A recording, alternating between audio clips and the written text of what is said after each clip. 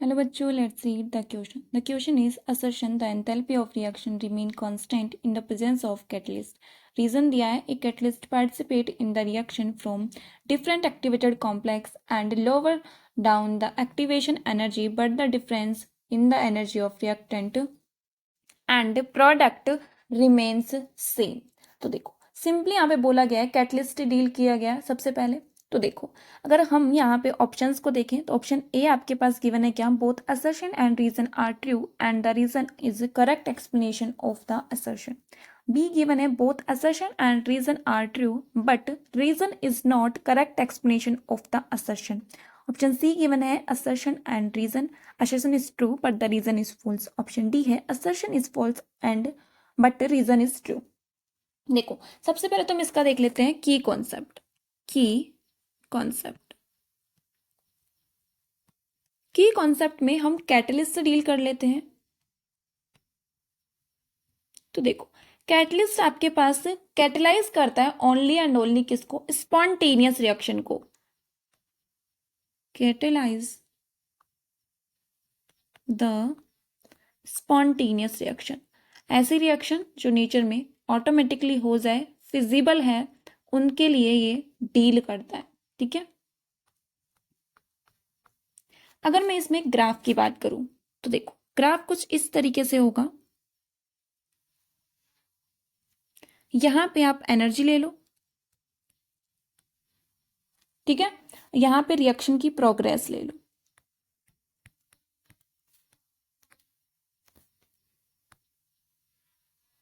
ठीक है, अगर ये आपके पास रिएक्टेंट की एनर्जी है, ये आर मैंने लिख दिया रिएक्टेंट की एनर्जी और ये मैंने लिख दिया यहाँ पे पी प्रोडक्ट की एनर्जी। ठीक है, अगर हम विदाउट कैटलिस्ट बात करें तो विदाउट कैटलिस्ट कुछ इस तरीके से इसका ग्राफ बन जाएगा। ये क्या है आपके पास विदाउट कैटलिस्ट, और ये जो एनर्जी है आपके पास ई ए एक्टिवेशन एनर्जी, ये किसके केस में है, ये है आपके पास किसमें, विदाउट कैटलिस्ट, विदाउट कैटलिस्ट।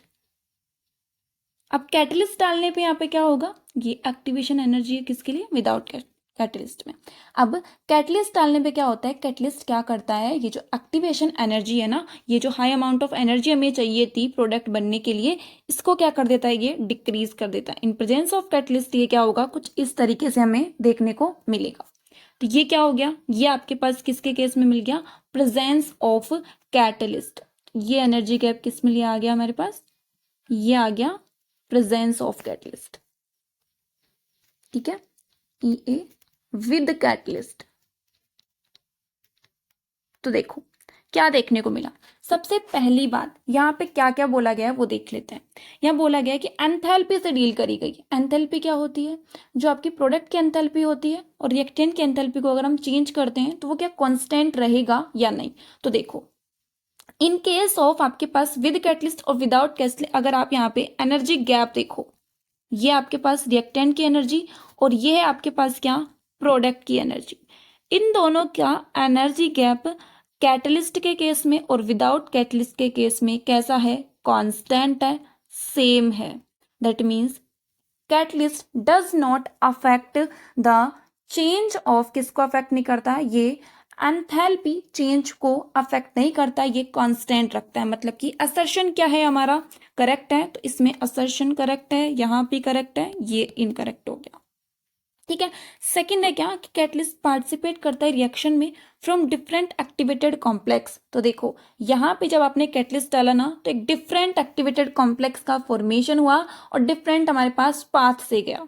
ठीक है, फिर आगे बोला गया है क्या कि lower down the activation energy. तो देखो विदाउट कैटलिस्ट हमारे पास ये एनर्जी गैप था, ये एनर्जी बैरियर था, विद कैटलिस्ट ये हो गया। तो कितने का चेंजमेंट आ गया, कुछ इतने का हमारे पास क्या आ गया, चेंजमेंट आ गया। In case of with catalyst हमें एक्टिवेशन एनर्जी का जो ग्राफ है वो कम देखने को मिला, वो नीचे आ गया एनर्जी में। दैट मीन्स यहाँ पे क्या हुआ, बट क्या हो गया, लोअर डाउन हो गया। ठीक है, but the difference in the energy, reactant की और प्रोडक्ट की एनर्जी क्या रह गई हमारे पास, सेम रह गई। तो देखो विद कैटलिस्ट और विदाउट कैटलिस्ट दोनों के केस में रिएक्टेंट एंड प्रोडक्ट की एनर्जी गैप सेम है, क्योंकि कैटलिस्ट अफेक्ट ही नहीं कर रहा इनके एनर्जी गैप को, ये ओनली ई ए जो एक्टिवेशन एनर्जी या फिर एक्टिवेटेड कॉम्प्लेक्स बनने के दौरान जो एनर्जी चाहिए थी ना, उसी को अफेक्ट कर रहा है। दैट मीन्स असर्शन क्या है, करेक्ट है, और रीजन भी क्या है हमारे पास, करेक्ट है। ऑप्शन ए क्या होगा इसका करेक्ट आंसर होगा। Hope understood it well, best of luck.